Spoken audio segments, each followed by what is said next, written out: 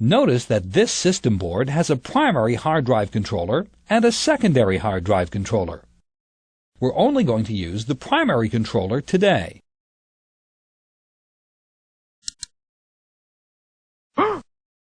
Now the hard drive should be free from any connections to the power supply or the system board.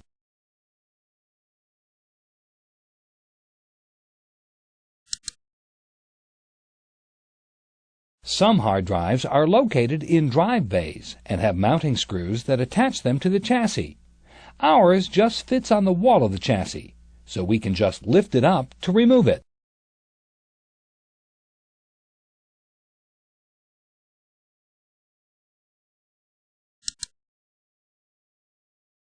Be careful to lift it gently from the computer chassis.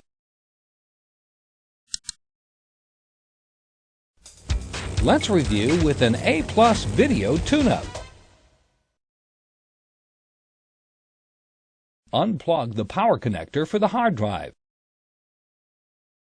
Unplug the data cable connector from the hard drive.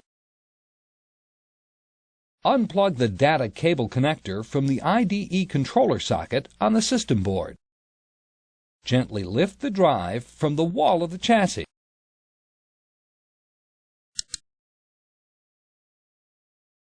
Now that the hard drive has been removed, we're ready to install the larger one. But before we do that, let's see what happens if we turn on the computer without the hard drive installed.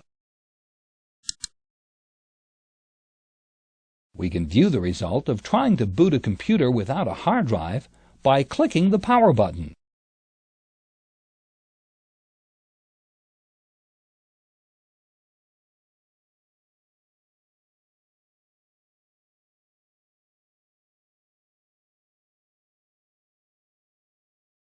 Do you notice the error message? This message will vary among computers, but you can see the computer was not able to find a hard drive to boot from. Let's go ahead and shut off the computer. Now we can begin replacing the hard drive. The first step is to insert the hard drive. Again, ours will just fit onto the chassis wall, but you may have to insert a drive into a drive bay and attach it with mounting screws. Be sure the drive is secured in place.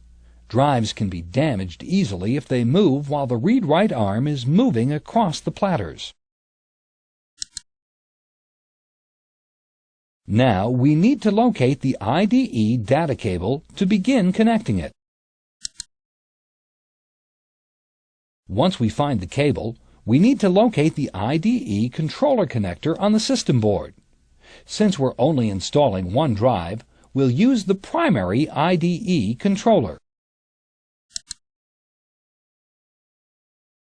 Remember to line up the groove in the controller with the IDE data cable. Then it can easily be plugged in.